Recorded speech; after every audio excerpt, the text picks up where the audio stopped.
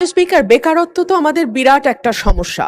সরকারি হিসেবে প্রতি বছর 25 থেকে 30 লক্ষ বেকার যুবক কর্মবাজারে প্রবেশ করে, কিন্তু বেসরকারি হিসাব বলছে এটি কোটির ওপরে।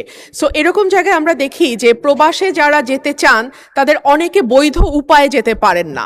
কেউ কেউ দেখা যায় ভূমধ্য সাগর পাড়ি দিয়েও পশ্চিমের দেশগুলো, ইটালি বা জার্মানি, এই দেশগুলোতে যাওয়ার চেষ্টা করে। সো আমি আপনার মাধ্যমে মাননীয় মন্ত্রীর কাছে জানতে চাই যে আমাদের কম খরচে, দেখা যায় যে বাংলাদেশ থেকে যারা যায় তাদের খরচ ভারত থেকে বা পাকিস্তান থেকে যারা যায় তাদের কয়েক গুণ বেশি। সো এই খরচ কি করে কমিয়ে আনা যায় এবং প্রবাসীরা যাতে সরকারি চ্যানেল বা বৈধ চ্যানেল ব্যবহার করে বিদেশে যায়, সেই ব্যাপারে তাদের মধ্যে অ্যাওয়ারনেস বা সচেতনতা তৈরির জন্য মন্ত্রণালয় কি কাজ করছে? ধন্যবাদ মাননীয় স্পিকার। মাননীয় সদস্য, আপনাকেও ধন্যবাদ। মাননীয় মন্ত্রী। ধন্যবাদ। মাননীয় স্পিকার, আপনাকে ধন্যবাদ।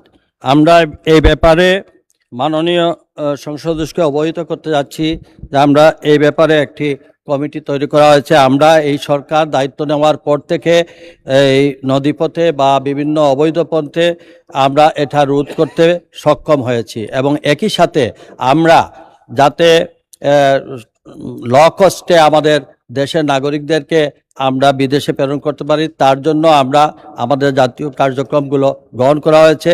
ইনশাআল্লাহ আমরা ল কস্টের মাধ্যমেই আমরা লোকবল প্রেরণ করতে পারবো। ধন্যবাদ। এবং এই ব্যাপারে আমরা আমাদের একটি কমিটি গঠন করা হয়েছে, সেই কমিটির মাধ্যমে সার্বক্ষণিকভাবে মনিটর করা হচ্ছে। ধন্যবাদ।